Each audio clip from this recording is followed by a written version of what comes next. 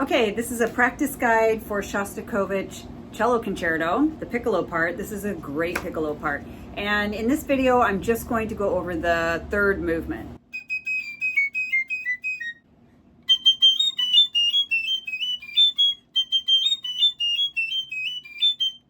Okay, so right here, the first line is okay to realize that it's a pattern. E flat, and then down to D flat, down to C, so it's going down chromatically. Then the second line, this is very difficult. The high B flat, the first one you get here in measure 63, I mean, usually you want to always have your pinky off, and it comes out a lot better. But I have found, because you're going high B flat and then right away to F sharp, and you need it down, your pinky for the high A coming up soon, sometimes I have found that it's just more stable in the hand to keep my pinky down. So going G, G, D, da, da, da, da, like that, just keeping my pinky down for stability. Oh, one other thing for a fingering option for the high B flat, if you're struggling with getting from B flat to the F sharp, it's such a big hop over, leave off the first trill key for high B flat. On my piccolo and for my personal playing, it's not the best option, because if I do that, the high B flat doesn't always come out. But you can do that. If you can go high G to B flat without the trill key, then your right hand ring finger is ready to go right to F sharp. It's a lot easier. So that would sound like, I find I have to really punch out that high B flat though. Anyway, that might work for somebody. The A flat that you get to, you need to use the alternate. So the alternate A flat, you're just adding the middle finger, ring finger, pinky over there. Some ways I practice this would be,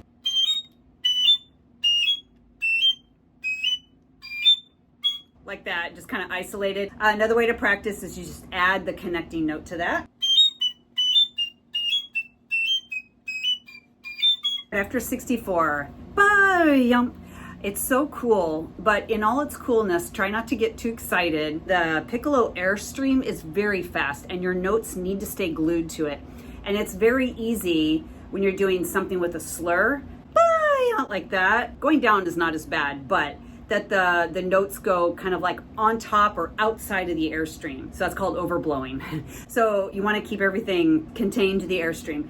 Anyway, I wouldn't worry about this too much. It's just an effect. The main thing I think to go for though, it's easy for you to get the A and for nothing else to speak somehow.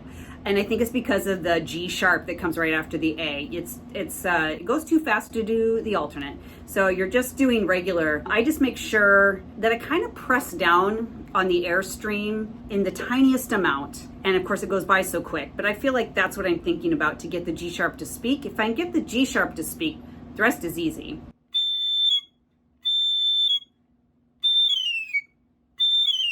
The next one down is easier because I just think 4 plus 4, or 4 plus connecting note, 4 plus connecting note. So I would practice this figure. Okay, and then after that, at the bottom of this page, this isn't too bad. Again, try to notice the pattern. And this is probably my favorite part. Pick up to 71.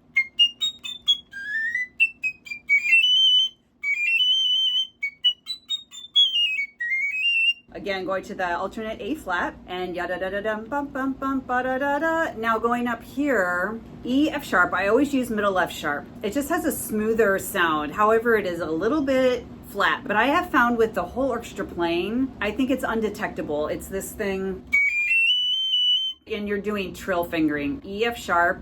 And then G da da, I'm just doing my thumb, G da da. If I feel like that high F sharp is just too flat sounding, if it's detectable with the whole orchestra, then you could just do real F sharp. You know, it's just, to me, I get a little glitch. Yeah, I guess I could just work that up. But so you're using real F sharp, but still using trill fingering for G F sharp G. Next thing, same thing. You can do either real F sharp or middle F sharp. I just like the middle F sharp, but you can do real F sharp and then trill fingering for the G F sharp G. And then C sharp, and then I go, what I do, C sharp, F sharp. I have a 5 written there, but that for me, that means this middle finger, because you can get right to the B natural much easier than, I mean, you could do, if you did real F sharp, then you could use your middle finger to do high B, but then you have to do the hop over for B flat. I don't know. So what I do is middle finger for F sharp, and then I have my ring finger for high B natural, and then I'm set for B flat to the A. When you get to the A, make sure pinky goes back down. This next A flat, I actually usually do regular fingering, with just the regular A flat, which I hardly ever use. But it's just a little glitchy doing the alternate, but whichever one works for you.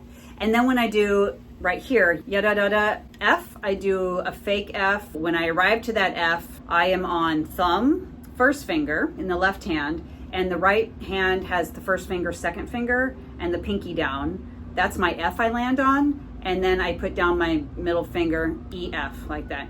F, E, F. Okay, and then moving on after 76 out, this might actually be my favorite spot. I have a lot of favorite spots because you get a scream real high on the high Cs, provided they come out. Again, every time you hit the high A flats, alternate.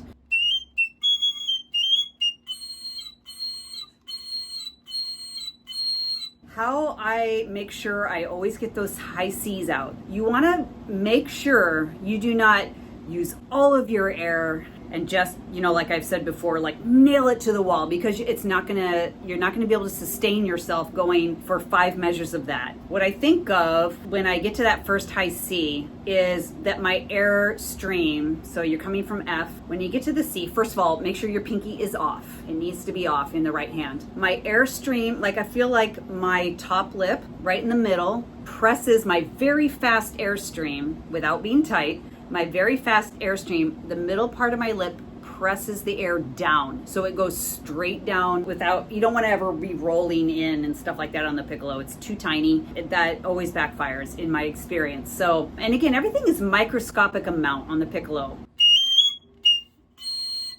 Yeah, so I'm going yada da da straight down. Again, you can't be too aggressive on those high Cs or you're gonna start to get the once you start to do that, it's really hard to regain your embouchure. You've blown out your embouchure is what that's called. And it's so easy to do on the extreme high register of the piccolo. But the harder you're having to work to get the high Cs out, the more it's not going to happen. So just spend some time up in the high register. I'll link my favorite exercises I do up in the high register. I'll link that in the description if you want to check out that video. The other thing with this passage is know where you plan to breathe. It doesn't seem like you would need to know this, but I have found if I don't know exactly where I intend to breathe, I mean, maybe sometimes you run out of air earlier, but if you don't know where you intend to breathe, it just somehow can create a little bit of panic in the mind. For me, I don't breathe until right here, 1, 2, 3, 4, the 5th measure. And of course, the quickest breath, just enough breath to just keep it moving again. All right, and then moving on, yep, up, up, up, just very short and dry.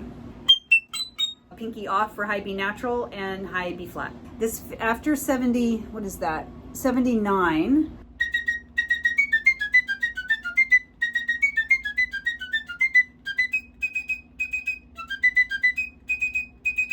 All okay, it's just a pattern. Watch, for me anyway, it's in measure 80 or rehearsal 80. It's that 4th note, that C natural. My fingers always want to go to C sharp, so I just have to watch that the first finger stays down. But that's it. Otherwise, I would practice it the classic.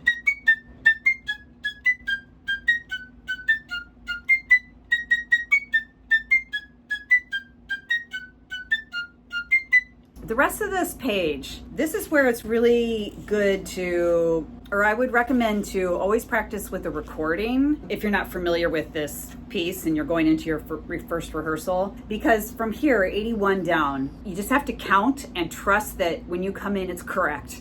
People or different winds are coming in, yep, up, up, up, yep, up, up, up. And when the piccolo comes in, it often can sound like you're coming in wrong. So anyway, yeah, I would just practice with recording. Our last thing here at 84 is a little tricky because we have to sustain the high B flat, which can often be quite flat.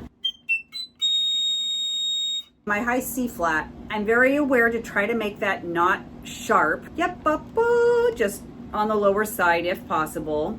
And then when I get to the high B flat, I use regular fingering and I'm just trying to lip up as much as I can without, you don't want to do any big movements like that on piccolo. I just try to, my embouchure goes forward and I try to lift my top lip up a little bit so I can just raise that high B flat as much as possible. Raise your eyebrows, whatever you need to do. I mean, you can do, I almost hesitate to say it, but to raise the pitch on the B flat, you can do second trill key instead of first trill key. However, that makes it really sharp. That's good for if you're playing piano, or something, but it's an option. If your piccolo doesn't go too crazy sharp, you might want to do that. You're gonna have to really sit down in the pitch though.